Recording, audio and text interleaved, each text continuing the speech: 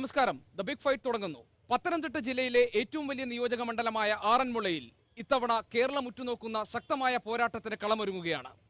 Sitting MLA advocate K Sivadasan നായരിലൂടെ വീണ്ടും ഈ മണ്ഡലത്തിൽ തുടർച്ചയുണ്ടാക്കുമെന്ന് UDF കരുതുമ്പോൾ മാധ്യമപ്രവർത്തകയായ വീണ ജോർജിനെ രംഗത്തിറക്കി പോരാടുകയാണ് ഇടതുപക്ഷം ഇക്കുറി. ഓരോ തെരഞ്ഞെടുപ്പിലും വോട്ട് നിലയിൽ വൻ വർധനവുണ്ടാക്കി വലിയ വിജയപ്രതീക്ഷയോടുകൂടിയാണ് BJP ഇത്തവണ ആറന്മുള മണ്ഡലത്തിലെത്തുന്നത്. ഇവിടെ BJPയുടെ കരുത്തുറ്റ സ്ഥാനാർത്ഥി ശ്രീ MT രമേശാണ് ജനവിധി തേടുന്നത്. വിമാനത്താവളം ഉൾപ്പെടെ വിവാദമായ നിരവധി വിഷയങ്ങൾ ചർച്ചയാകാൻ പോകുന്ന ഈ തെരഞ്ഞെടുപ്പിൽ എന്താണ് ആറന്മുളയിലെ വോട്ടർമാർക്കും നേതാക്കൾക്കും പറയാനുള്ളത്? ദ ബിഗ് ഫൈറ്റ് ഇവിടെ തുടങ്ങുന്നു. എല്ലാവർക്കും സ്വാഗതം. ദ ബിഗ് ഫൈറ്റിൽ പങ്കെടുക്കുന്നത് BJP സ്ഥാനാർത്ഥി ശ്രീ MT രമേശ്, CPM ജില്ലാ സെക്രട്ടേറിയറ്റ് അംഗവും മുൻ കോന്നി MLAയുമായ Shri A Padmakumar, DCC vice president Shri A Shamsuddin. Shri Shamsuddin, Sivadasan നായരുടെ പോസ്റ്ററുകളിൽ കണ്ടത് വികസന വീതിയിൽ വിനയപൂർവ്വം എന്നാണ്.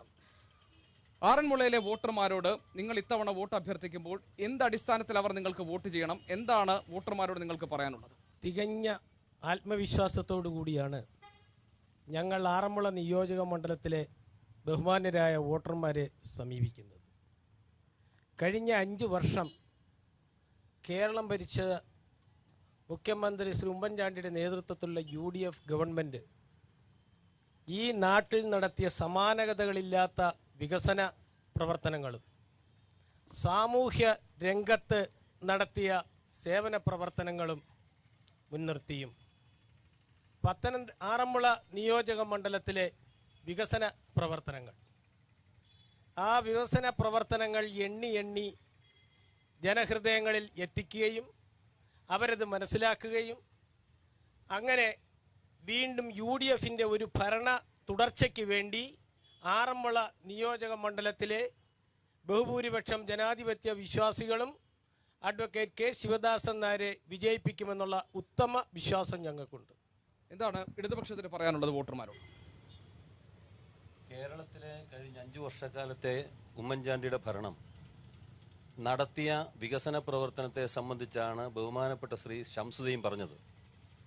പക്ഷേ കഴിഞ്ഞ 5 വർഷക്കാലം UDF ഗവൺമെൻറ്റും ശ്രീ ഉമ്മൻചാണ്ടിയും നടത്തിയ വികസന പ്രവർത്തനം സംബന്ധിച്ച് TV-യിൽ വാർത്ത വരുമ്പോൾ കുടുംബസമേതം ഇരുന്ന് കാണാൻ കഴിയാത്തൊരവസ്ഥയിലേക്കാണ് നമ്മുടെ സമൂഹം എത്തിച്ചേർന്നിട്ടുള്ളത്. ഇത്രയേറെ നാണം കെട്ട ഒരു ഗവൺമെൻറ്, ഇത്രയേറെ നാണം കെട്ട ഒരു മുഖ്യമന്ത്രി കേരളത്തിൻ്റെ ചരിത്രത്തിൽ ഉണ്ടായിട്ടില്ല. ഞങ്ങൾക്ക് കഴിഞ്ഞ കാലത്ത് കേരളത്തിൽ അധികാരത്തിലിരുന്ന മുഖ്യമന്ത്രിമാരിൽ ശ്രീ K കരുണാകരൻ, അതുപോലെയുള്ള ശ്രീ AK ആന്റണി, ഇതേപോലെയുള്ള മുഖ്യമന്ത്രിമാരോട് ഞങ്ങൾക്ക് രാഷ്ട്രീയമായ എതിർപ്പുണ്ടായിരുന്നു.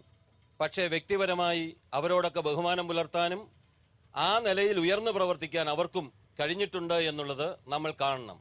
എന്നാൽ ഇന്ന് കേരളീയ സമൂഹത്തിന്, മലയാളി മനസ്സിന് ഏറ്റവും കൂടുതൽ മുറിവേൽപ്പിച്ചൊരു മുഖ്യമന്ത്രിയാണ് ഈ കേരളത്തിൻ്റെ മുഖ്യമന്ത്രി എന്നുള്ളത് നമ്മൾ കാണണം. രണ്ടാമത്തെ പ്രശ്നം, ആറന്മുള നിയോജക മണ്ഡലത്തിൻ്റെ കേരളത്തിലെ ഏറ്റവും വലിയ നിയോജക മണ്ഡലങ്ങളിൽ ഒന്നായിട്ടുള്ള ആറന്മുള നിയോജക മണ്ഡലത്തിൻ്റെ വികസന പ്രവർത്തനത്തെ സംബന്ധിച്ചാണ്. നമ്മളിപ്പോൾ നിൽക്കുന്നത് ഈ മണ്ഡലത്തിൻ്റെ രണ്ടാമത്തെ കേന്ദ്രം. ഒന്ന് പത്തനംതിട്ട ജില്ലാ കേന്ദ്രമാണ്, രണ്ടാമത്തേത് കോഴഞ്ചേരിയാണ്. ഈ കോഴഞ്ചേരിയിലേക്ക് കടന്നു വരുന്നൊരു പാലം എന്തായി? ഏതെങ്കിലും ഒരു കാര്യം ചെയ്യാൻ കഴിഞ്ഞിട്ടുണ്ടോ? മാരാമൻ കൺവെൻഷൻ അടക്കം, ചെറുകോൽപ്പുഴ കൺവെൻഷൻ അടക്കം നടക്കുന്ന ഈ കേന്ദ്രത്തിൽ ഒരു വാഹന ഗതാഗതം പോലും കൃത്യമായി നടപ്പിലാക്കാൻ കഴിയാത്ത ജനപ്രതിനിധിയാണ് ശ്രീ ശിവദാസൻ നായർ. തൊട്ടപ്പുറത്താണ് ജില്ലാ ആശുപത്രി, പത്തനംതിട്ട കേന്ദ്രത്തിൽ ജനറൽ ആശുപത്രിയുണ്ട്, നമ്മുടെ മണ്ഡലത്തിൽ മെഡിക്കൽ കോളേജ് വരും എന്ന് പറഞ്ഞിരുന്നു.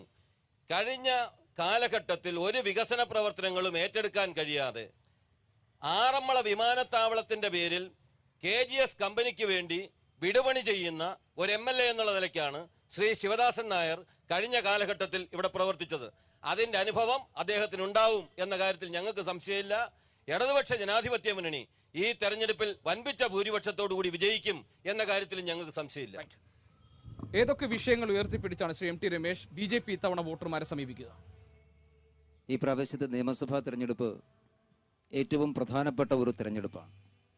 പൊതു രാഷ്ട്രീയ പ്രശ്നങ്ങൾക്കപ്പുറത്ത് കേരളത്തിൻ്റെ സാമൂഹ്യ ബോധത്തെയും സദാചാര ബോധത്തെയും ബാധിക്കുന്ന ഒരുപാട് വിഷയങ്ങൾ ചർച്ച ചെയ്യപ്പെടുന്ന ഒരു തിരഞ്ഞെടുപ്പാണ് നിയമസഭാ തിരഞ്ഞെടുപ്പ്. തീർച്ചയായിട്ടും ഈ വിഷയങ്ങളൊക്കെ ചർച്ച ചെയ്യപ്പെടുമ്പോൾ കേരളത്തിലെ ജനങ്ങളുടെ മുമ്പാകെ പ്രതിക്കൂട്ടിലാക്കപ്പെടുന്നത് രണ്ട് മുന്നണികളുമാണ്. തിരഞ്ഞെടുപ്പിൽ രാഷ്ട്രീയത്തിലെ അഴിമതിയുണ്ട്, ഭരണരംഗത്തെ അഴിമതി പ്രധാനപ്പെട്ട ചർച്ചാ വിഷയമാണ്. അഴിമതി ചർച്ച ചെയ്യപ്പെടുമ്പോൾ ആ അഴിമതി ചർച്ച ചെയ്യപ്പെടുന്ന സന്ദർഭത്തിൽ പ്രതിക്കൂട്ടിലാക്കപ്പെടുന്നത് UDF മാത്രമല്ല, LDF കൂടിയാണ്. ധാർമ്മികതയെക്കുറിച്ച് ചർച്ച ചെയ്യുമ്പോൾ ജനാധിപത്യത്തിൻ്റെ ശ്രീകോവിൽ എന്ന് പറയുന്ന നിയമസഭയ്ക്ക് അകത്ത് ഈ രണ്ട് മുന്നണികളും നടത്തിയിട്ടുള്ള ഏറ്റവും വൃത്തികെട്ട അപഹാസ്യമായിട്ടുള്ള നാടകങ്ങൾ നമ്മളെല്ലാവരും കണ്ടിട്ടുള്ളതാണ്. അതുകൊണ്ട് ഒരു ജനപ്രതിനിധിയുടെ ധാർമ്മികത ചർച്ച ചെയ്യപ്പെടുമ്പോൾ അവിടെയും ഈ രണ്ട് മുന്നണികളും പ്രതിക്കൂട്ടിലാക്കപ്പെടുന്നു എന്നുള്ള സത്യമാണ്. ഇനി വികസനമാണ് ചർച്ച ചെയ്യുന്നതെങ്കിൽ ആറന്മുള നിയോജക മണ്ഡലം ഈ 10 വർഷത്തിനിപ്പുറത്ത് പൊട്ടിമുളച്ച മണ്ഡലമല്ലല്ലോ. 10 വർഷക്കാലം UDF ഗവൺമെന്റ് ഈ മണ്ഡലത്തിന് വേണ്ടി ഒന്നും ചെയ്തില്ലെന്ന് പറയുമ്പോൾ അതിനു മുമ്പ് LDFും ഈ മണ്ഡലത്തെ പ്രതിനിധീകരിച്ചിട്ടുണ്ടല്ലോ. ആ കാലഘട്ടത്തിൽ ഈ മണ്ഡലത്തിന് എന്ത് വികസനമാണ് ഉണ്ടായിട്ടുള്ളത്?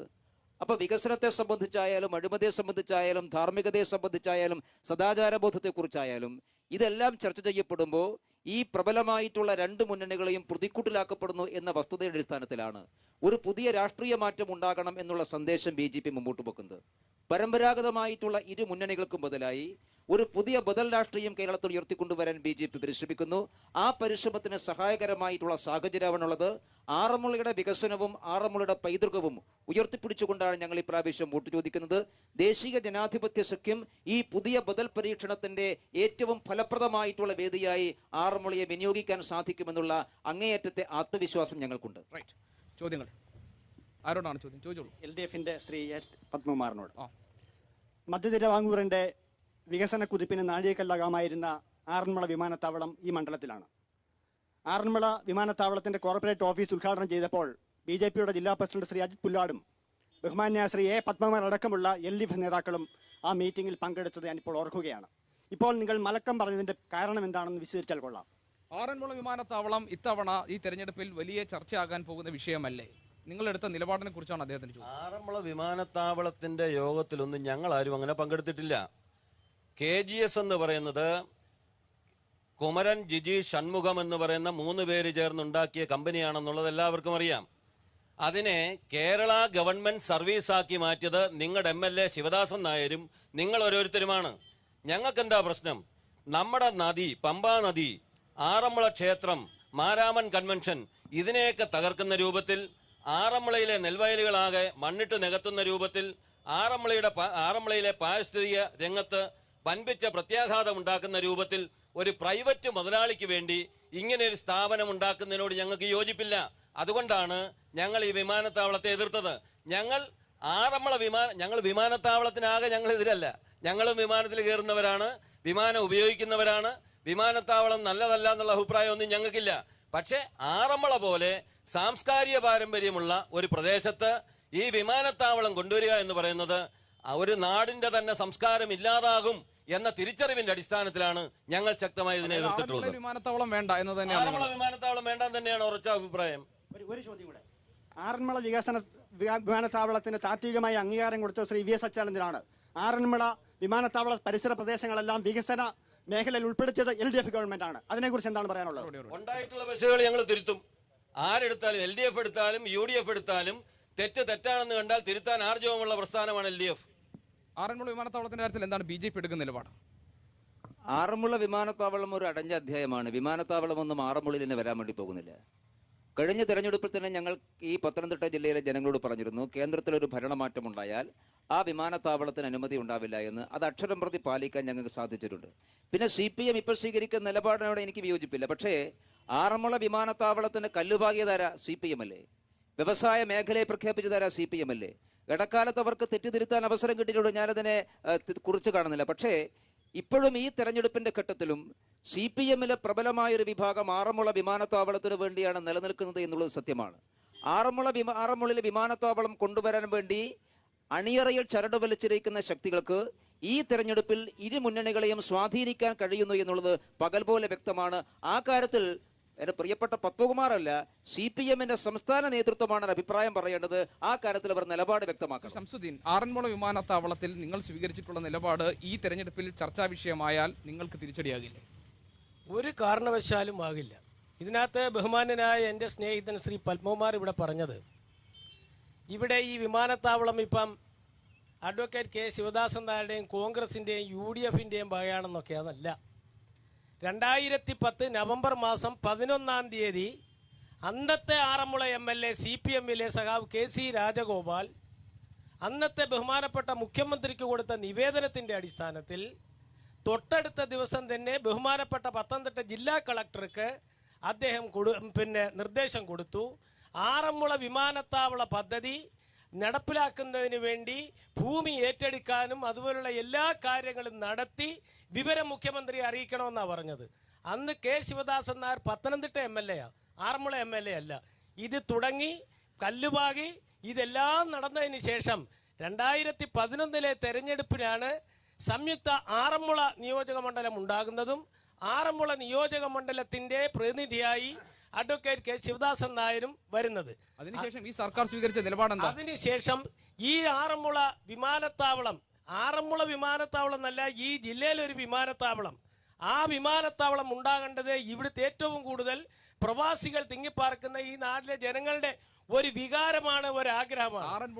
ആറന്മുളയിൽ അതിന്റെ പണിയൊക്കെ പൂർത്തിയാക്കി ഏതാണ്ട് അടുത്ത ഒരു ഘട്ടത്തിലേക്ക് എത്തുന്ന സന്ദർഭത്തിൽ അതിനുവേണ്ടി അന്ന് MLA നിലക്കൊണ്ടു എന്നുള്ളത് ഒഴിച്ചാൽ അദ്ദേഹം ഈ വിമാനത്താവളം കൊണ്ടുവരുന്നതിനോ മറ്റൊന്നും അദ്ദേഹം ശ്രമിച്ചിട്ടില്ല. ബഹുമാനപ്പെട്ട DCC വൈസ് പ്രസിഡന്റാണ്. വ്യവസായ മേഖലയായിട്ട് പ്രഖ്യാപിച്ച ഈ സ്ഥലം നിയമസഭയിൽ ഏതാണ്ട് 2-3 വർഷത്തോളം നിയമസഭാ സമ്മേളനങ്ങളിൽ ഇത് അവതരിപ്പിച്ചിട്ട് പോലും അത് പിൻവലിപ്പിക്കാൻ കഴിയാത്ത ആറന്മുള നിവാസിയായ MLAയുടെ വികസന നടപടികളെക്കുറിച്ചും നൂറുകണക്കിന് പാവപ്പെട്ട കുടുംബങ്ങളെ ഇന്നും ബാധിക്കുന്ന ആ വികസന രേഖയ്ക്കുള്ളിൽ നിന്ന് നിൽക്കുന്നതാണ്. അതിനെന്തെങ്കിലും നടപടി സ്വീകരിക്കുവാൻ ഈ 5 വർഷത്തിനുള്ളിൽ MLAക്ക് കഴിഞ്ഞിട്ടുണ്ടോ? MLA ജനപക്ഷത്ത് നിൽക്കുന്ന ഒരു ജനപ്രതിനിധിയാണ് അഡ്വക്കേറ്റ് കെ ശിവദാസൻ നായർ. ഇവിടുത്തെ ജനങ്ങളുടെ താല്പര്യം വിമാനത്താവളം വേണമെന്നുള്ളതാണ്. ആ വിമാനത്താവളത്തിന് വേണ്ടി അദ്ദേഹം നിലക്കൊണ്ടു. അതിനു വേണ്ടിയിട്ടുള്ള പ്രവർത്തനവുമായി അദ്ദേഹം മുന്നോട്ട് പോയി. അതിന് മറ്റു കാര്യങ്ങളൊക്കെ പറഞ്ഞ് അത് തടസ്സം നിർത്തിയത് ആരാണ്? ഈ സമരം തുടങ്ങിയതും ഈ സമരം കൊണ്ട് സമരം മറ്റ് വ്യക്തികളെ ഏൽപ്പിച്ചതും യഥാർത്ഥത്തിൽ ഇവിടുത്തെ CPM. അതൊന്നും ആർക്കും നിഷേധിക്കാൻ പറ്റത്തില്ല. അതിനകത്ത് വികസന രംഗത്ത് ഇത്രമാത്രം വികസന വിരോധികളായി അറിയപ്പെടുന്ന മാർക്സിസ്റ്റ് കമ്മ്യൂണിസ്റ്റ് പാർട്ടി ഈ ആറന്മുള വിമാനത്താവളത്തിനെയും നശിപ്പിച്ചു എന്നുള്ളതാണ് ഞങ്ങൾക്ക് പറയാനുള്ളത്. ഇതിനകത്ത് വളരെ വ്യക്തമായിട്ടൊരു കാര്യം പറയാനുണ്ട്. ഈ ഇപ്പൊ പറയുന്ന കേട്ട് കഴിഞ്ഞാൽ 2010-ലോ 2012-ലോ എന്തോ ആണ് ഈ വിമാനത്താവളം വന്നതെന്നാണ്. 2003-ലാണ് UDFന്റെ പ്രബലമായ കക്ഷി KM മാണി നേതൃത്വം കൊടുക്കുന്ന കേരള കോൺഗ്രസിന്റെ സംസ്ഥാന വൈസ് പ്രസിഡന്റ് ആയിട്ടുള്ള ശ്രീ എബ്രഹാം കലമണ്ണിൽ അവിടെ സ്ഥലം വാങ്ങിക്കുന്നതും അവിടെ വിമാനത്താവളം എന്നുള്ള ആശയം ഉയർത്തിക്കൊണ്ടുവരുന്നതും. UDF ആണ് ആദ്യം അവിടെ വസ്തു വാങ്ങിക്കുന്നത്. UDFന്റെ നേതാവ് ശ്രീ എബ്രഹാം കലമണ്ണിലാണ്. ആ ജോസഫ് ഗ്രൂപ്പ് അല്ല, KM മാണിയുടെ സംസ്ഥാന വൈസ് പ്രസിഡന്റ് അദ്ദേഹം അവിടെ വന്നിട്ട് തുടങ്ങി. ഞങ്ങൾ സമരം നടത്തി. ഞങ്ങൾ പോലീസ് സ്റ്റേഷന് മുമ്പിൽ ഞങ്ങൾ സമരം കിടന്നവരാണ്. അത് വേണ്ട, ഞാൻ പറഞ്ഞു വരികയാണ്. LDFന്റെ നേതൃത്വത്തിലാണ് ഞങ്ങൾ അവിടെ സമരം ആരംഭിച്ചത്. ആറന്മുള പോലീസ് സ്റ്റേഷന് മുമ്പിൽ സമരം നടത്തി. ഒരു കുഴപ്പമില്ല. ഇത് എന്തോ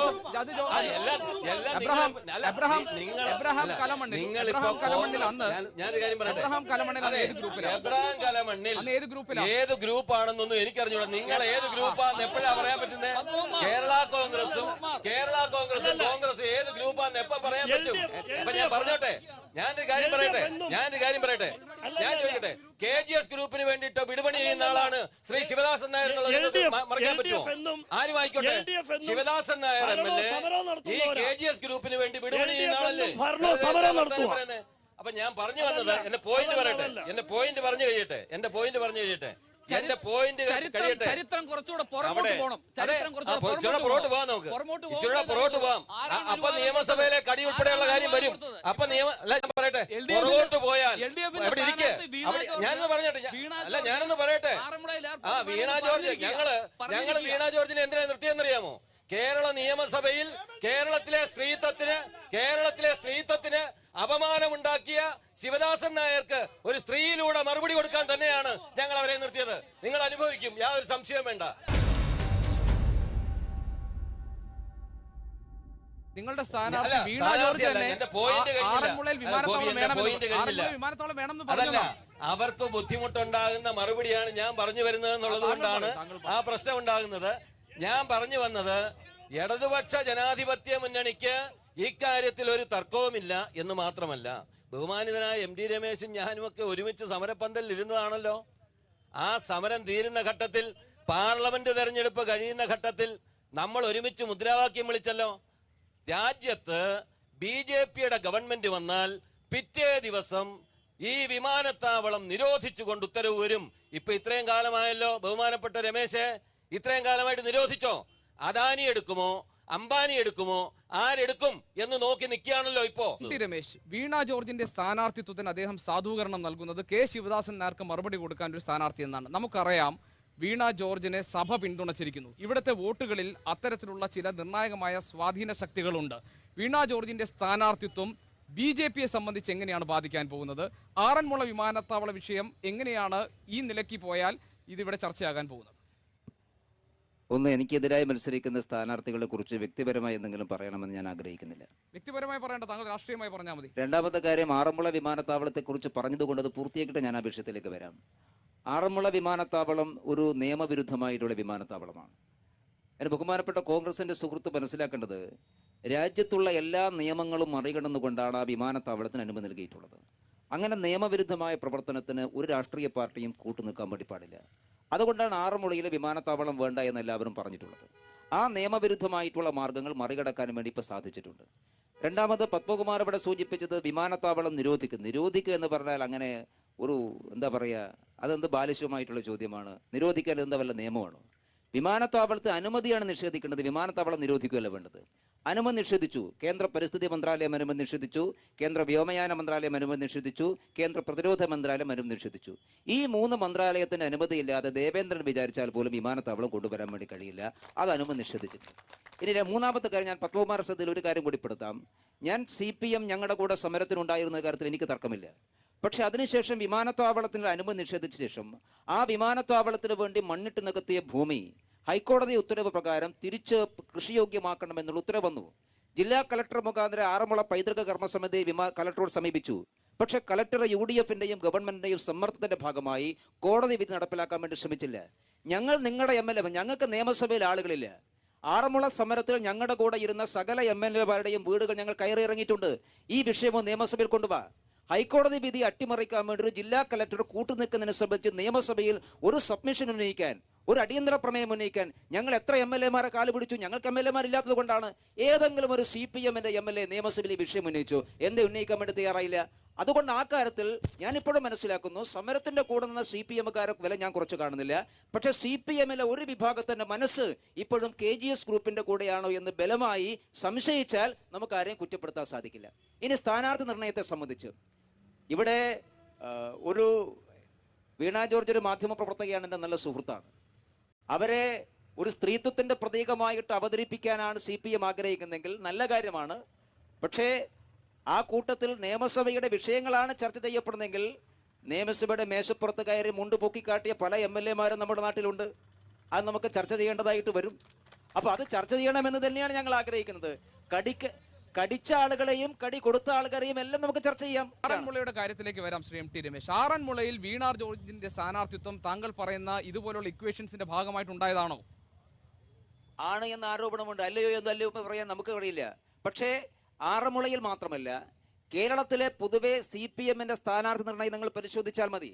ആ സ്ഥാനാർത്ഥി നിർണയം നടന്നിട്ടുള്ളത് കഴിഞ്ഞ കാലങ്ങളിൽ നിന്ന് വ്യത്യസ്തമാണ്. കൃത്യമായിട്ടുള്ള മത സാമുദായിക ചേരിതിരിവുകളുണ്ട്. LDF-ന്റെ പ്രതിനിധിയാണ് ചോദ്യം. ഞാനൊരു വിദ്യാർത്ഥിയാണ്. സ്വാഭാവികമായിട്ട് ചാനൽ ചർച്ചകൾ കണ്ടുകൊണ്ടിരിക്കുന്ന ആളാണ്. ഒരു രാഷ്ട്രീയ വോട്ടവകാശമുണ്ട്. അപ്പം ഇത്രയും കാലം രാഷ്ട്രീയ ചർച്ചകൾ TV-യിൽ കണ്ടുകൊണ്ടിരുന്നപ്പോൾ ആദ്യം നിങ്ങളിപ്പം സ്ഥാനാർത്ഥിയായിട്ട് അവതരിപ്പിച്ച ഈ വ്യക്തിത്വം സഖാ വീണ ജോർജ് നിങ്ങൾ പറയുന്ന ആളെ ഞാൻ ആദ്യം കാണുന്നത് ഇന്ത്യ വിഷൻ ചാനലിലൂടെയാണ്. പിന്നെ TV ന്യൂസ്, പിന്നെ റിപ്പോർട്ടർ. ഈ ചാനലുകളിൽ ചർച്ച ചെയ്യുമ്പോൾ സാധാരണക്കാരായി ഇല്ലെങ്കിൽ രാഷ്ട്രീയ പ്രവർത്തകർ വരുമ്പോൾ ഇവരെ എല്ലാവരും നിഷ്പക്ഷമതി എന്ന് പറഞ്ഞുകൊണ്ട് ചോദ്യം ചെയ്ത് അവസാനം ഇന്ന് ഈ 2016 CPM-ന്റെ പോസ്റ്ററിൽ സഖാവ് വീണ ജോർജിനെ ജയിപ്പിക്കുക എന്ന് പറഞ്ഞിട്ടാണ് ഞാൻ അവസാനമായിട്ട് കാണുന്നത്. അപ്പോൾ ഇത്രയും കാലം നിഷ്പക്ഷമതി എന്ന് പറഞ്ഞുകൊണ്ട് കേരളത്തിലെ ഞാനും ഇവരും അടക്കമുള്ള സാധാരണക്കാരായ ജനങ്ങളെ എങ്ങനെ പറ്റിക്കുകയായിരുന്നില്ലേ? അത് എന്താന്ന് വെച്ച് കഴിഞ്ഞാൽ ഈ തെരഞ്ഞെടുപ്പ് ചരിത്രം മനസ്സിലാകാത്തതുകൊണ്ടാണ്. നമ്മൾ കഴിഞ്ഞ കാലത്ത് ആറന്മുള നിയോജക മണ്ഡലത്തിൽ ഇടതുപക്ഷ ജനാധിപത്യ മുന്നണിയുടെ സ്ഥാനാർത്ഥിയായി മത്സരിച്ചത് ശ്രീ കടമ്മനിട്ട് രാമകൃഷ്ണനാണ്. ഒരു വലിയ വ്യക്തിത്വം എന്നുള്ള രൂപത്തിലാണ് അദ്ദേഹത്തെ നമ്മൾ ഇവിടെ സ്ഥാനാർത്ഥിയായി മത്സരിപ്പിച്ചത്. ഇപ്പോൾ ഞങ്ങൾ തീരുമാനിച്ചത് വീണ ജോർജിനെയാണ്. എന്നാൽ ഇതിനു മുമ്പ് വളരെ പണ്ട് ആറന്മുള ഉൾക്കൊള്ളുന്ന മാവേലിക്കര പാർലമെന്റ് നിയോജക മണ്ഡലത്തിൽ LDF മത്സരിപ്പിച്ചത് മാധ്യമപ്രവർത്തകനായിട്ടുള്ള ശ്രീ BG വർഗീസിനെയാണ്. ഇന്ത്യയിലെ ഏറ്റവും വലിയ മാധ്യമപ്രവർത്തകനായിട്ടുള്ള BG വർഗീസിനെയാണ്. അങ്ങനെയുള്ള ചരിത്രങ്ങളൊക്കെ ഇതിനു മുമ്പുണ്ടായിട്ടുണ്ട്. അതിൻ്റെ കൂടെ ഒരു കാര്യം കൂടെ പറയാം. ഇവിടെ ബഹുമാനപ്പെട്ട ശ്രീ രമേശ് പറഞ്ഞല്ലോ, AKG സെൻറ്ററിൽ നിന്ന് ഇങ്ങനെ തീരുമാനിക്കും. നിങ്ങൾക്കൊരു തെറ്റായ ധാരണയുണ്ട്. മറ്റുള്ള രാഷ്ട്രീയ പാർട്ടികളെ പോലെയാണ് ഞങ്ങളും എന്നുള്ള ധാരണയുണ്ട്. സാമുദായിക പരിഗണനകൾ നൽകി നിങ്ങളുടെ സ്ഥാനാർത്ഥിത്വം നടന്നു എന്നാണ് പറഞ്ഞത്. കറക്റ്റ്. അദ്ദേഹത്തിന്റെ ഒരു ധാരണ വെച്ചിട്ടാണ്. എങ്ങനെയാണ് സ്ഥാനാർത്ഥികളെ CPM LDF ഒക്കെ തീരുമാനിക്കുന്നത്? ഇപ്പം CPM-നെ സംബന്ധിച്ച് ഞാൻ പറയാം. AKG സെൻറ്ററിൽ നിന്ന് ഒരിടപെടലും ഉണ്ടാവാറില്ല. അതാത് ജില്ലാ സെക്രട്ടേറിയറ്റ് യോഗങ്ങൾ ചർച്ച ചെയ്തിട്ട് ആരാണ് പറ്റിയ സ്ഥാനാർത്ഥി എന്നുള്ള ലിസ്റ്റ് ഞങ്ങൾ തയ്യാറാക്കി. അത് തയ്യാറാക്കി കൊടുക്കുന്നതിൻ്റെ അടിസ്ഥാനത്തിലാണ് AKG സെൻറ്ററിൽ നിന്നല്ല തീരുമാനിച്ചത്. വീണ ജോർജിന്റെ കാര്യം ചർച്ച ചെയ്തത് പത്തനംതിട്ട ജില്ലാ സെക്രട്ടേറിയറ്റ് യോഗമാണ്. അതിൽ ഒരു സഭയുടെയും ഏതെങ്കിലും സമുദായ സംഘടനകളുടെയോ എന്തെങ്കിലും ഒരു ആനുകൂല്യത്തിന്റെയോ അതല്ലെങ്കിൽ അവരുമായി നടത്തിയ ചർച്ചയുടെ അടിസ്ഥാനത്തിലല്ല അങ്ങനെ തീരുമാനിച്ചതെന്ന് ഉത്തരവാദിത്വത്തോടു കൂടി ഞാൻ പറയാൻ ആഗ്രഹിക്കുകയാണ്. ശ്രീ ഷംസുദ്ദീൻ, വീണ ജോർജ് സഭാ സെക്രട്ടറിയുടെ ഭാര്യയാണ് എന്ന വിഷയം പരിഗണിക്കണമോ വേണ്ടയോ എന്നുള്ളത് വോട്ടർമാരുടെ ഡിസ്ക്രിപ്ഷനാണ്. പക്ഷേ ഇവിടെ MT രമേശ് പറഞ്ഞത് മതസാമുദായിക പരിഗണനകൾ നൽകിക്കൊണ്ടാണ് ഇടതുപക്ഷത്തിന്റെ സ്ഥാനാർത്ഥിത്വ നിർണയം ഉണ്ടായിട്ടുള്ളതെന്നാണ്. വീണ ജോർജ് സ്ഥാനാർത്ഥിയാകുന്നതോടുകൂടി സഭ വീണയെ ഏറ്റെടുക്കുന്നതോടുകൂടി പരമ്പരാഗതമായ UDF-ന്റെ വോട്ട് ബാങ്കിൽ വിള്ളൽ ഉണ്ടാകില്ലേ? ആ ആശങ്ക നിങ്ങൾക്കുണ്ടോ? ഒരാശങ്കയുമില്ല. ഇവിടെ വീണ ജോർജിനെ അല്ല, അതിന് കിട്ടാവുന്നതിൻ്റെ ഏത് ഉന്നതമായ ഒരു സ്ഥാനാർത്ഥിയെ ഇടതുപക്ഷം നിർത്തിയാൽ പോലും ഈ ആറന്മുള നിയോജക മണ്ഡലത്തിൽ അഡ്വക്കേറ്റ് K ശിവദാസൻ നായർ ജയിക്കും എന്നുള്ള കാര്യത്തിൽ ഒരു സംശയമില്ല. ഇവിടെ വീണ ജോർജിനെ നിർത്തിയത് മത സൗഹാർദ്ദം തകർക്കുന്നതിന് വേണ്ടിയാണ്. മാർക്സിസ്റ്റ് കമ്മ്യൂണിസ്റ്റ് പാർട്ടി എന്ന് പറയുന്നത് ഒരു മതേതര ജനാധിപത്യത്തിൽ വിശ്വസിക്കുന്ന ഒരു പാർട്ടിയാണ്. വീണ ജോർജ് സ്ഥാനാർത്ഥിയാകുന്നതോടുകൂടി മതസൗഹാർദ്ദം എങ്ങനെ തകരാറാണ്? ഇവിടെ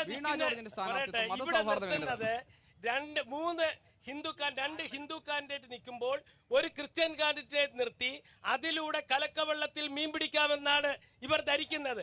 ആ പരിപ്പ് ഇവിടെ വേവില്ല എന്നാ പറയാ. കലങ്ങുമോ വെള്ളം? അല്ല, അങ്ങനെ നമുക്ക് ഈ മത്സരത്തെ ചെറുതാക്കണമെന്ന് ഞാൻ ആഗ്രഹിക്കുന്നില്ല. ഈ മത്സരം രാഷ്ട്രീയമായിട്ടുള്ള പോരാട്ടമാണ്. ഞങ്ങൾ മത്സരിക്കുന്നത് LDF-നോടും UDF-നോടുമാണ്. അതിന് സ്ഥാനാർത്ഥികൾ ആരാണ് എന്നുള്ളത് ഞങ്ങൾ ചർച്ച ചെയ്യുന്നില്ല. ജനങ്ങളുടെ മുമ്പാകെ ഞങ്ങൾ ചർച്ചയ്ക്ക് പോകുന്നില്ല. ഞങ്ങൾ എല്ലാ വിഭാഗം ആളുകളുടെയും പങ്കാളിത്തത്തോടുകൂടി ഇരു മുന്നണികൾക്കുമെതിരെയുള്ള മത്സരം സംഘടിപ്പിക്കുകയാണ്. ആകെ ഒറ്റ വിഷയം മാത്രമേ ഗോപി ഇതിലുള്ളൂ. ഈ LDF-ഉം UDF-ഉം തമ്മിൽ അടിസ്ഥാനപരമായി ഒരു വ്യത്യാസവുമില്ല എന്ന് സ്ഥാനാർത്ഥി നിർണയത്തിലൂടെ അടക്കം ജനങ്ങൾക്ക് ബോധ്യപ്പെടുന്നു എന്ന് മാത്രമേ ഉള്ളൂ. സ്വന്തം പഞ്ചായത്തായ ആറന്മുള മണ്ഡലത്തിൽ എന്തെങ്കിലും വികസനം ഉണ്ടായോ? ഇവിടെ മിനി സിവിൽ സ്റ്റേഷൻ അട്ടിമറിക്കപ്പെട്ടു. അതായത് അതിപ്പോഴും ചോരുകയാണ്. കഴിഞ്ഞ പഞ്ചായത്ത് ഭരണസമിതി ഇടപെട്ടാണ് ഒരു വില്ലേജ് ഓഫീസിലും അങ്ങോട്ട് മാറ്റിയത്. ഇതുവരെ സാധാരണക്കാരായ പെൻഷൻ മേടിക്കാൻ വരുന്നവർ ഇപ്പോഴും ആ വെയിലത്ത് നിന്ന് പെൻഷൻ മേടിക്കുക. അവരുടെ ട്രഷറി അങ്ങോട്ട് മാറ്റിയിട്ടില്ല. അതുപോലെ തന്നെ പാലത്തിന് ഇവിടുത്തെ MLA-യുടെ പുറകെ കത്തിന് വേണ്ടി എത്ര പ്രാവശ്യം നടന്നു? അതിൻ്റെ പ്രശ്നമാണ്. അത് തന്നിട്ടില്ല.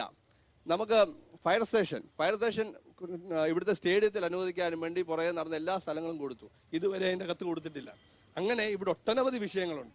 എന്ത് വികസനമാണ് ആറന്മുള മണ്ഡലത്തിൽ നടത്തിയത് എന്നതാണ് ചോദ്യം. ഇവിടെ ഈ കഴിഞ്ഞ 5 വർഷം ആറന്മുള നിയോജക മണ്ഡലത്തിൽ ഏകദേശം 300ഓളം കോടി രൂപയുടെ വികസന പ്രവർത്തനം ഇവിടെ നടന്നത്. നമ്മുടെ പത്തനംതിട്ട ജില്ലാ സ്റ്റേഡിയം ഞാൻ പറഞ്ഞിട്ട് നിങ്ങൾ കേൾക്കുക, എന്റെ കണക്ക് ശരിയാണോ എന്ന്. ഇവിടെ ജില്ലാ സ്റ്റേഡിയത്തിന് നവീകരണത്തിന് 2 കോടി രൂപ കൊടുത്തു. അതിന്റെ ഗാലറി നിർമ്മിക്കുന്നതിന് വേണ്ടി 2 കോടി രൂപ കൊടുത്തു. അവിടെ സിന്തറ്റിക് ട്രാക്ക് നിർമ്മിക്കുന്നതിന് 7 കോടി രൂപ അനുവദിച്ചു കൊടുത്തു. അവിടെ ഇൻഡോർ സ്റ്റേഡിയം നിർമ്മിക്കുന്നതിന് വേണ്ടി 8 കോടി രൂപ അവിടെ വകളിച്ചു. നമ്മുടെ KSRTC സമുച്ചയം ഷോപ്പിംഗ് കോംപ്ലക്സ് അത് 38 കോടി രൂപയാണ് അതിന് അനുവദിച്ചിരിക്കുന്നത്. ഇവിടെ ഈ പാലത്തിന്റെ ഒരു പ്രശ്നം പറഞ്ഞല്ലോ. ഈ പാലത്തിന് 15 കോടി രൂപ അനുവദിച്ചിട്ടുണ്ട്. ഭരണാനുമതി ലഭിച്ചു കഴിഞ്ഞു. അതിന്റെ സോയിൽ ടെസ്റ്റിങ്ങിനുള്ള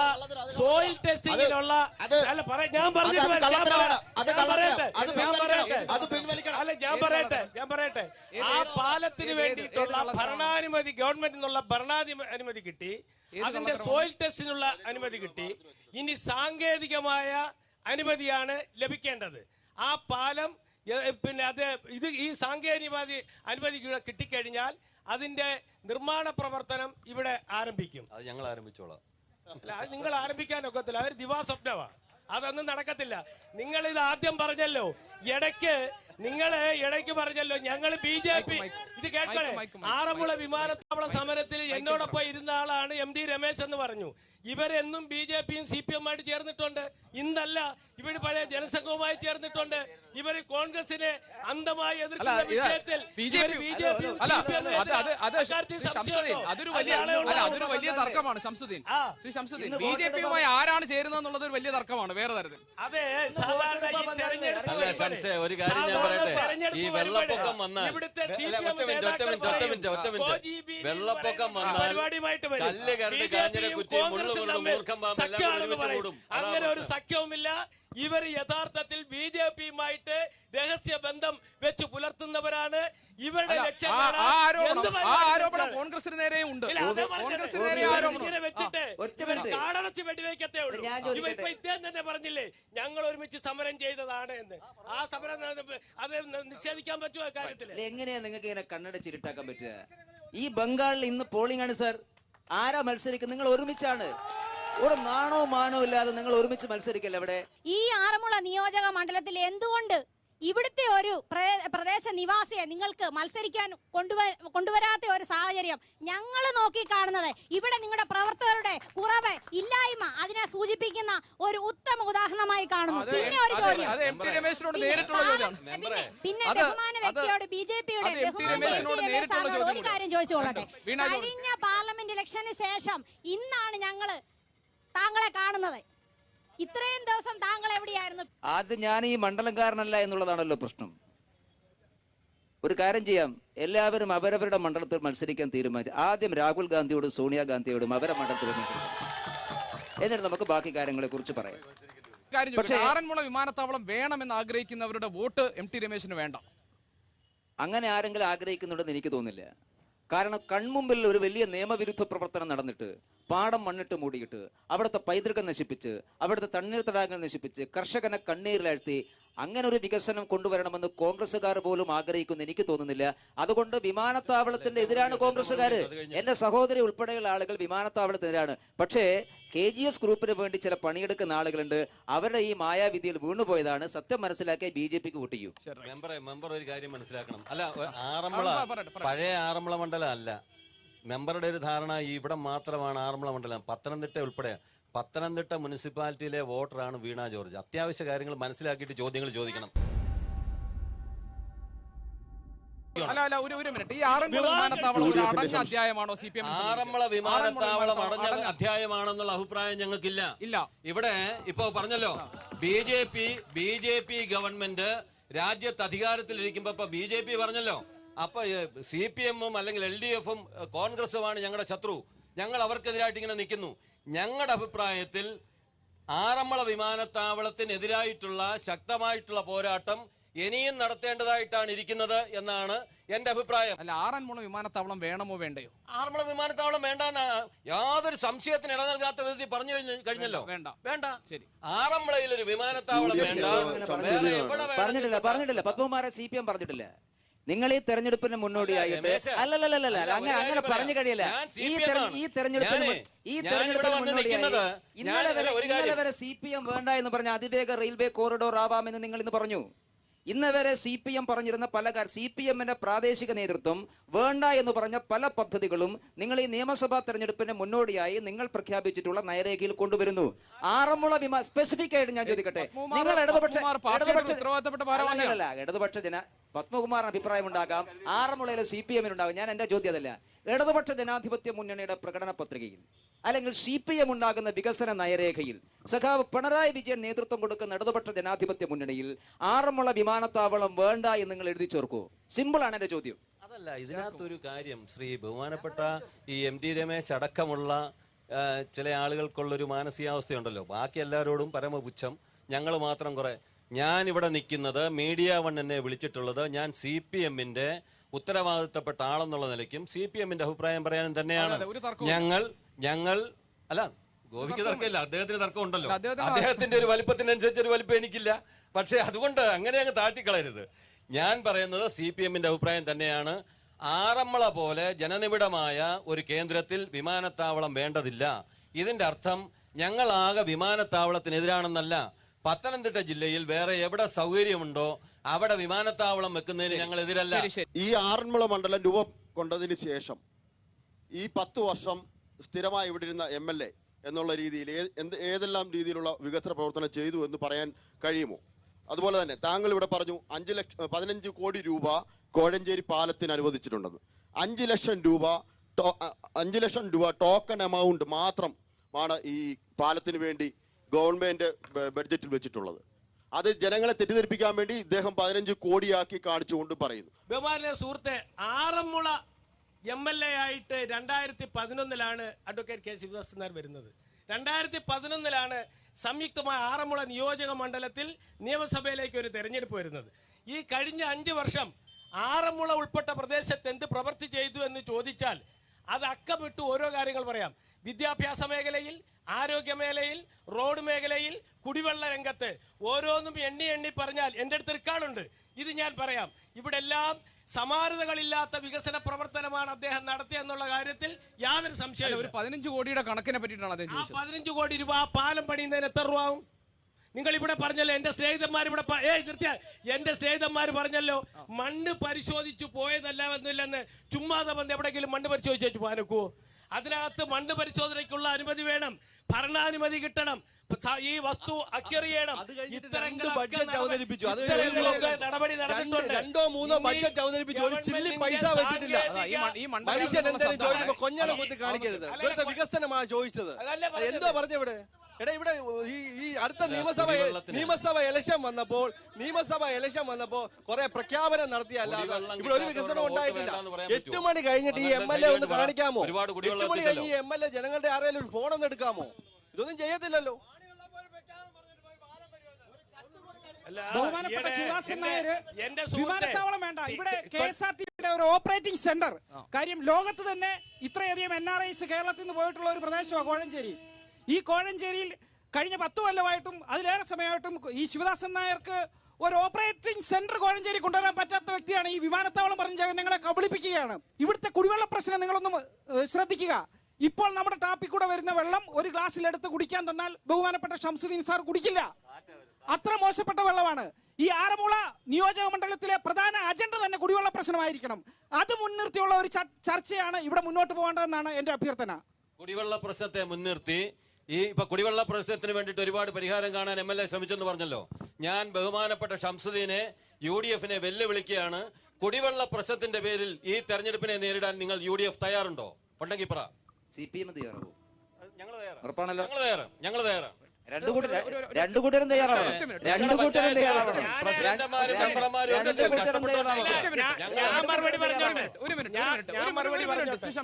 ശ്രീ MT രമേശ്, ഒരു പുതുമുഖക്കാരനാണ് താങ്കൾ ഇവിടെ എന്ന ആക്ഷേപം താങ്കൾക്ക് നേരെ ഉണ്ടായല്ലോ.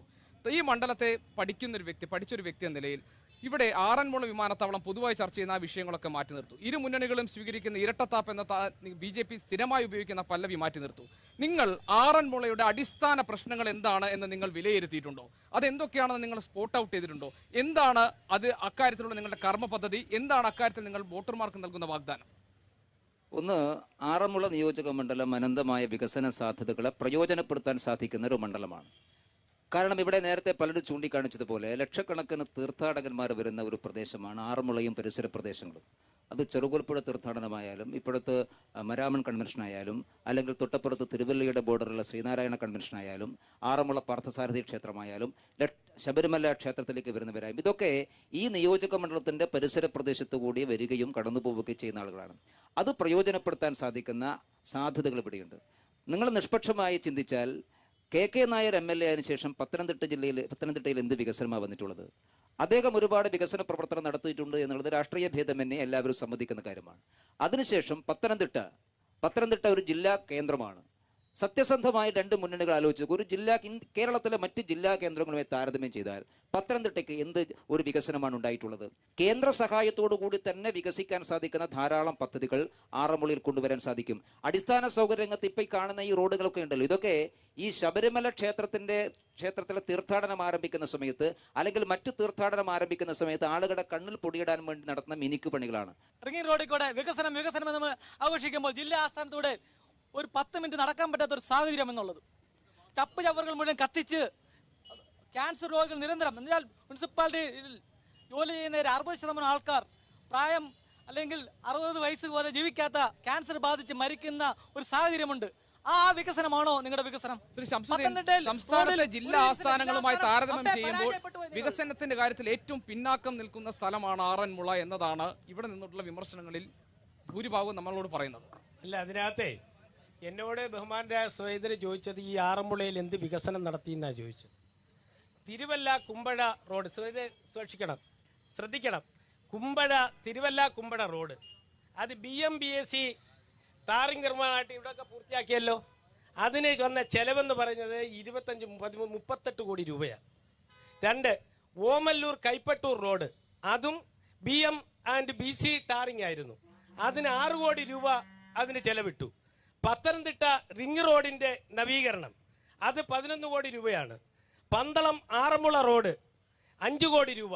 ആറന്മുള സത്രം കോഴഞ്ചേരി റോഡ് BM&BC ടാറിംഗ് നവീകരണം. ഞാൻ പറയട്ടെ, നിങ്ങൾ പറഞ്ഞേ കേട്ടില്ലേ? ഒരു മിനിറ്റ്.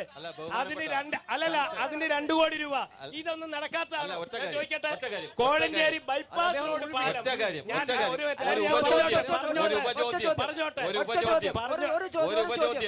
ഞാന് ഇപ്പം ബഹുമാനപ്പെട്ട ഷംസുദ്ദീൻ പാവം ശ്രീകാന്തിനെ പറഞ്ഞ് ബോധ്യപ്പെടുത്തണ്ട. നിങ്ങളുടെ DCC പ്രസിഡന്റ് ശ്രീ മോഹൻ രാജ് ഈ കണക്കുകൾ അംഗീകരിക്കുന്നുണ്ടോ? അദ്ദേഹം പറഞ്ഞു ശ്രീ KK നായർക്ക് ശേഷം പത്തനംതിട്ട അല്ലെങ്കിൽ പിന്നീട് ആറന്മുളയായ മണ്ഡലത്തിൽ ശിവദാസൻ നായർ ഒരു വികസന പ്രവർത്തനവും നടത്തിയിട്ടില്ലെന്ന് പറഞ്ഞത് ഞങ്ങൾ പ്രതിപക്ഷക്കാരോ മറ്റുള്ളവരോ അല്ല, DCC പ്രസിഡന്റ് ആയിട്ടുള്ള ശ്രീ മോഹൻ രാജാണ്. ഈ കണക്ക് അദ്ദേഹത്തെ ഒന്ന് ബോധ്യപ്പെടുത്തി ഞങ്ങളെ ബോധ്യപ്പെടുത്തുന്നത് നന്നായി. ഞാൻ ചോദിക്കട്ടെ, ഈ റോഡ് വെറുതെ ആവശ്യമില്ലാത്ത പണി പറയണ്ട. ഈ റോഡ് തിരുവല്ല കുമ്പള റോഡ് പണിഞ്ഞേ തീർന്നില്ല ഇവിടെ ചുമ്മാ. അതുപോലെ തന്നെ കോഴഞ്ചേരി ബൈപ്പാസ് പാലം റോഡ് ഞാൻ പറഞ്ഞത് തെറ്റാണ്. 15 കോടിയല്ല 5 കോടി രൂപയാണ് അതിന് കൊള്ളിച്ചിട്ടുള്ളത്. അതുപോലെ തന്നെ ആഞ്ഞിലിമുട്ടിൽ കടവ് പാലം നിർമ്മാണം അതിന് 14 കോടി രൂപയാ. ഇനി നിങ്ങൾ ശുദ്ധജലത്തിന്റെ കാര്യം പറഞ്ഞു. ഒന്ന് വെയിറ്റ്.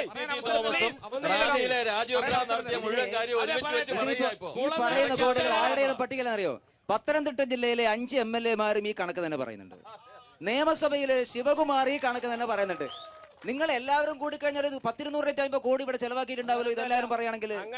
അല്ലല്ല, ഇത് കഴിഞ്ഞ നിയമസഭയില് ശബരിമല തീർത്ഥാടനത്തിന് വേണ്ടി ഗവൺമെന്റ് എന്തു ചെയ്തു എന്ന് ചോദ്യം വന്നപ്പോ ഈ കണക്ക് തന്നെയാ പറഞ്ഞത്. ഇത് ശിവദാസൻ നായരെ കണക്കപ്പെടുത്തണമോ ശിവകുമാറിനെ കണക്കപ്പെടുത്തണമോ? ഏത് കണക്കിലാണ് നമ്മൾ പെടുത്തേണ്ടത്? പത്തനംതിട്ടയില് ശബരിമല തീർത്ഥാടകർ ഏറ്റവും കൂടുതലായിട്ട് വരുന്ന ഒരു സ്ഥലമാണ്. അവിടെ KK നായർ MLA ആയിട്ടിരുന്ന സമയത്ത് അയ്യപ്പ മെഡിക്കൽ കോളേജ് എന്ന് പറഞ്ഞൊരു മെഡിക്കൽ കോളേജ് വരുമെന്ന് പറഞ്ഞായിരുന്നു. പക്ഷെങ്കിൽ ഈ പ്രാവശ്യം അത് ആ മെഡിക്കൽ കോളേജ് അത് കോന്നിയിൽ അടൂർ ആ ഭാഗത്തേക്ക് പോവുകയാണ് ഉണ്ടായത്. അപ്പം ഈ മെഡിക്കൽ കോളേജ് ഇവിടുന്ന് പോയപ്പോൾ കോന്നിയിലേക്ക് പോയി. അപ്പോൾ ഈ മെഡിക്കൽ കോളേജ് ഇവിടുന്ന് പോയപ്പോൾ ശിവദാസൻ നായർ MLA എന്ന് പറയുന്ന അദ്ദേഹം യാതൊരുവിധ പ്രകോപനവും അതിനെതിരെ ചെയ്തില്ല. അന്നേ ബഹുമാന്യനായ KK നായർ MLA ആയിരുന്ന സന്ദർഭത്തിൽ അദ്ദേഹം ചില വസ്തുക്കൾ കണ്ടുവച്ചിരുന്നു ഈ മെഡിക്കൽ കോളേജിന് വേണ്ടി. ആദ്യം അത് അന്ന് കോടിയേരി ബാലകൃഷ്ണൻ ആഭ്യന്തരമന്ത്രിയായിരുന്ന സമയത്ത് ഒരു സെൻട്രൽ ജയിലിനുള്ള ഒരു പ്രപ്പോസൽ വന്നു. അന്ന് ആ നാട്ടുകാരെല്ലാം ഇളകി അത് സെൻട്രൽ ജയിൽ അവിടെ വെക്കാൻ പറ്റില്ല എന്ന് പറഞ്ഞതിൻ്റെ അടിസ്ഥാനത്തിൽ ഇത് മെഡിക്കൽ കോളേജിന് വേണ്ടിയിട്ടുള്ള ഒരു സ്ഥലമായിട്ട് അദ്ദേഹം നോട്ട് ചെയ്ത് കാണിച്ചു. പക്ഷേ സ്വകാര്യ വ്യക്തികൾ ആ സ്ഥലം കൊടുത്തില്ല. ചർച്ചയായാലും നിയമസഭയായാലും പൊതുസഭയായാലും അതിൽ സത്യവിരുദ്ധമായിട്ടുള്ള കാര്യങ്ങൾ പറയുന്നത് ശരിയല്ല. ആറന്മുള മണ്ഡലത്തിന്റെ കേന്ദ്രമായ പത്തനംതിട്ട ജില്ലാ കേന്ദ്രത്തിൽ സ്ഥാപിക്കുമെന്ന് പ്രഖ്യാപിച്ച മെഡിക്കൽ കോളേജ് പത്തനംതിട്ടയിൽ സ്ഥാപിക്കാൻ കഴിയാതിരുന്ന കഴകത്തുകേട് മറച്ചുവെക്കാൻ വേണ്ടി നിങ്ങൾ ഇങ്ങനെ വർത്താനം പറഞ്ഞിട്ട് എന്താ കാര്യം?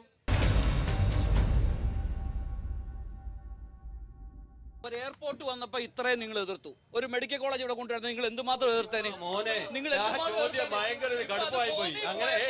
അങ്ങനെ ചോദിക്കരുത് കേട്ടോ. അത്ര വലിയ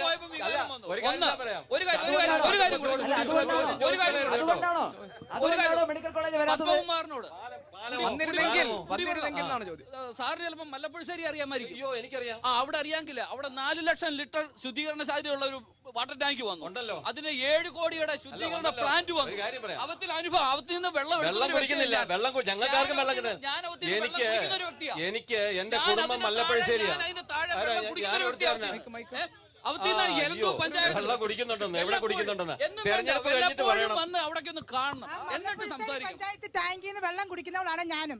ആ ടാങ്ക് വന്നേ പിന്നെ ഇന്ന് വരെ അവിടെ വെള്ളത്തിന് ക്ഷാമം വന്നിട്ടില്ല. എവിടെ? മല്ലപ്പുഴശ്ശേരി. എന്റെ കുടുംബം മല്ലപ്പുഴശ്ശേരിയാ. ഞാൻ നൂലെ കെട്ടി ഇറങ്ങി വന്ന ആളൊന്നുമല്ല. മല്ലപ്പുഴശ്ശേരി പഞ്ചായത്തിൽ കുടിവെള്ളത്തിന്റേതായിട്ടുള്ള പ്രശ്നം ഇപ്പോഴും നിലനിൽക്കുകയാണ്.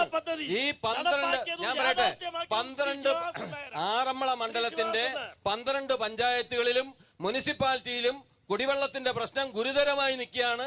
ഒരു പൈസയുടെ പണി ചെയ്യാൻ MLA തയ്യാറായിട്ടില്ല.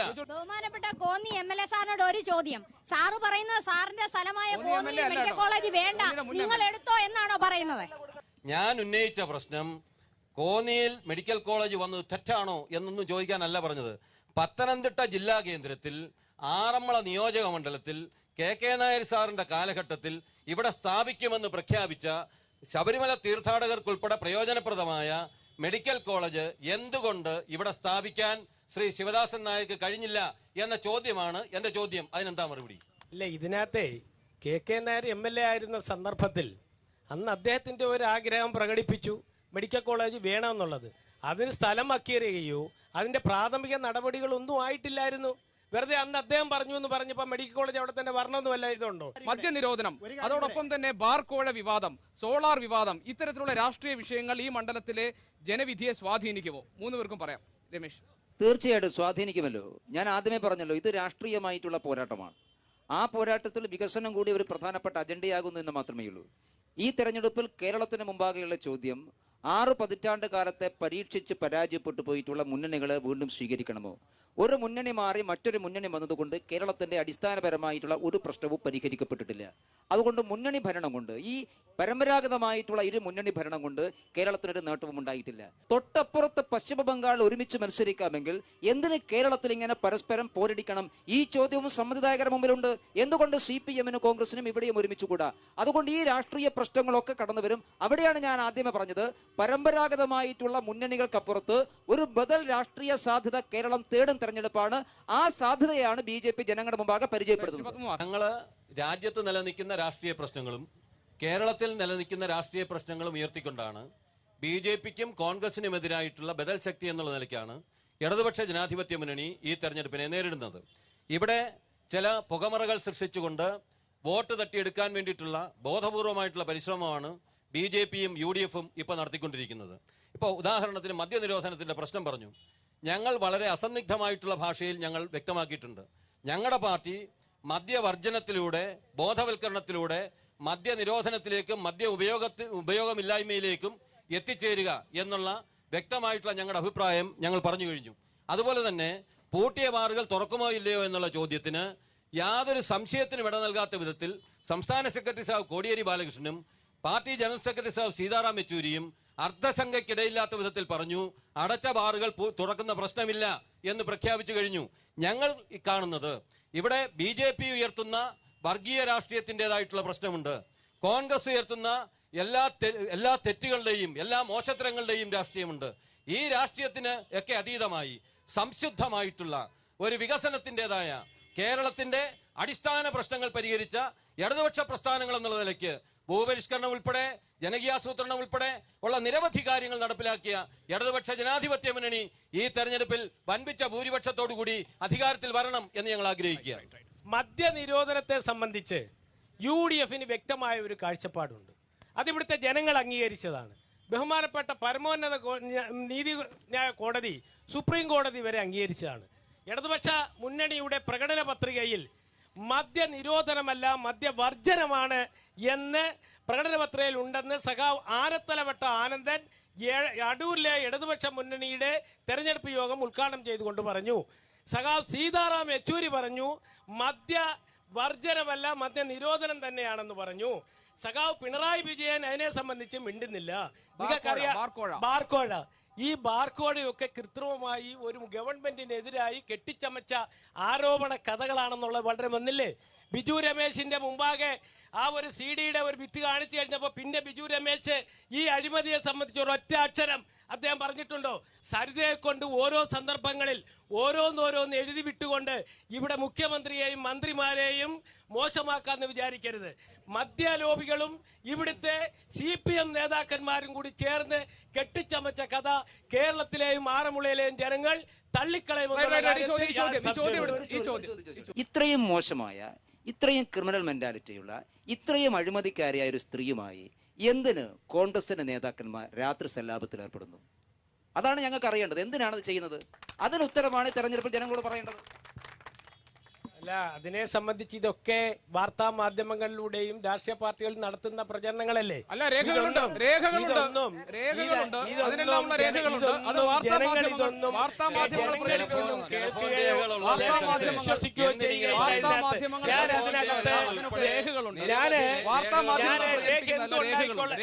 എന്തുണ്ടായിക്കോട്ടെ, അങ്ങനെ ഉണ്ടെങ്കിൽ ഈ സരിതാ നായർ എന്ന് പറയുന്ന കക്ഷി ഇതിനകത്ത് ഉദയം ചെയ്യുന്നത് സഖാവ് കോടിയേരി ബാലകൃഷ്ണൻ ആഭ്യന്തരമന്ത്രിയായിരുന്ന കാലഘട്ടത്തിലാണ്. ആ കാലഘട്ടത്തിലാണ് ബിജു രാധാകൃഷ്ണൻ അദ്ദേഹത്തെ ആദ്യത്തെ ഭാര്യയെ കൊല്ലുന്നത്. എന്നിട്ടാണ് ഇവിടെ കേരളത്തിലെ തെരഞ്ഞെടുപ്പ് നടന്നത്. നമ്മള് കാണുന്നതിനകത്ത് ഇതൊക്കെ വേറെ വിഷയം. നിങ്ങളുടെ ഈ മന്ത്രിമാരൊക്കെ എന്തിനിങ്ങനെ വിളിച്ചു എന്നൊന്ന് പറയണ്ടേ? ഞങ്ങളെ ഒരു കാര്യം പറഞ്ഞേക്കാം. ഞങ്ങൾ ഇതിനെ സംബന്ധിച്ച് എല്ലാരും ചോദിച്ചു, നിങ്ങൾ ഒരു കേസ് എടുക്കുന്നില്ല എന്നൊക്കെ ചോദിച്ചു. ബഹുമാനപ്പെട്ട മുഖ്യമന്ത്രി വക്കീൽ നോട്ടീസ് കൊടുത്തു. പോലും ഏറ്റെടുക്കാൻ കഴിയാത്ത മുഖ്യമന്ത്രി എന്ത് മുഖ്യമന്ത്രിയാ? 2 ചാനലുകൾക്കെതിരായിട്ടും അതോടൊപ്പം തന്നെ സരിതാ നായർക്കെതിരായിട്ട് അദ്ദേഹം വക്കീൽ നോട്ടീസ് അയച്ചു. അപ്പ കോടിയേരി ബാലകൃഷ്ണനും CPM പറഞ്ഞത് മാധ്യമങ്ങൾക്ക് നേരെ കുതിര കയറുന്നു എന്നാണ്. പത്തനംതിട്ട ജില്ല നിലയിൽ വന്നപ്പോൾ വന്ന താലൂക്കാണ് കോഴഞ്ചേരി താലൂക്ക്. അതിനകത്ത് കോഴഞ്ചേരി, പത്തനംതിട്ട, കോന്നി ഉൾപ്പെടും. എന്നാൽ പിന്നീട് കോന്നി വേറെ താലൂക്കായിട്ട് മാറിയപ്പോൾ കോഴഞ്ചേരിയുടെ പ്രതിനിധികൾ UDF നേതാക്കന്മാരെ കണ്ടപ്പോൾ MLA-യുടെ ഒറ്റ ഒരാളുടെ പ്രശ്നം കൊണ്ട് മാത്രമാണ് കോഴഞ്ചേരി താലൂക്കിന്റെ കേന്ദ്രം കോഴഞ്ചേരിക്ക് അനുവദിക്കാത്തതെന്നാണ് അറിയാൻ കഴിഞ്ഞത്. എന്തുകൊണ്ടാണ് കേരളത്തിലെ പല താലൂക്കുകളും അതുപോലെ പത്തനാപുരം, പുനലൂരൊക്കെ അനുവദിച്ചപ്പോഴും കോഴഞ്ചേരിയുടെ താലൂക്കിൽപ്പെട്ട കോന്നി കേന്ദ്രമാണ് കോന്നി താലൂക്ക് അനുവദിക്കുകയും കോഴഞ്ചേരി കേന്ദ്രമായിട്ട് കോഴഞ്ചേരി താലൂക്ക് അനുവദിക്കാൻ എന്തുകൊണ്ട്? താലൂക്ക് നിലവിലുണ്ടെങ്കിലും കേന്ദ്രം കോഴഞ്ചേരി. ഇതിനകത്തെ ഒരു താലൂക്ക് രൂപീകരണം എന്ന് പറയുന്നത് ഒരു വ്യക്തിക്ക് ഒറ്റയ്ക്ക് എടുക്കാൻ പറ്റുന്ന ഒന്നല്ല. അതിനകത്ത് നയപരമായ കാര്യങ്ങളുണ്ട്. ഇവിടെ കോഴഞ്ചേരി താലൂക്കിനാരും എതിരല്ല, MLA. പക്ഷേ താലൂക്കിന്റെ കേന്ദ്രമാണ്. എന്ത് നയത്തിന്റെ അടിസ്ഥാനത്തിലാണ് കോന്നി താലൂക്ക് രൂപീകരിച്ചത്? അതിന്റെ അടിസ്ഥാനത്തിൽ പഴയ പത്തനംതിട്ട താലൂക്ക് വിഭജിച്ച് കോന്നി, കോഴഞ്ചേരി, പത്തനംതിട്ട താലൂക്ക് രൂപീകരിക്കാമല്ലോ. ഇത് പുതിയ വില്ലേജുകൾ കോഴഞ്ചേരി താലൂക്ക് ഉണ്ടായാൽ ആ താലൂക്ക് തരത്തിൽ ഏതൊക്കെ വില്ലേജ് വേണം, അതോടൊപ്പം തന്നെ പത്തനംതിട്ട നിലവിലുള്ള താലൂക്ക് അവിടെ നിലനിർത്തണോ, അതിന് ഏതൊക്കെ വില്ലേജ് വേണം, ഇത് നയപരമായി ഗവൺമെന്റ് തലത്തിൽ വിവാദ വിഷയങ്ങളെല്ലാം തന്നെ ചർച്ചയാക്കപ്പെടുന്ന ഈ തെരഞ്ഞെടുപ്പിൽ ഇവിടുത്തെ വികസന പ്രവർത്തനങ്ങൾ അതോടൊപ്പം തന്നെ പൊതു രാഷ്ട്രീയ വിഷയങ്ങളും ചർച്ചയാകുമെന്ന കാര്യത്തിൽ തർക്കമില്ല. ഇനി നമുക്ക് ജനവിധിക്കായി കാത്തുനിൽക്കാം. ഈ ബിഗ് ഫൈറ്റിൽ സഹകരിച്ച ആറന്മുളയിലെ നേതാക്കൾക്കും ജനങ്ങൾക്കും പ്രത്യേകം നന്ദി.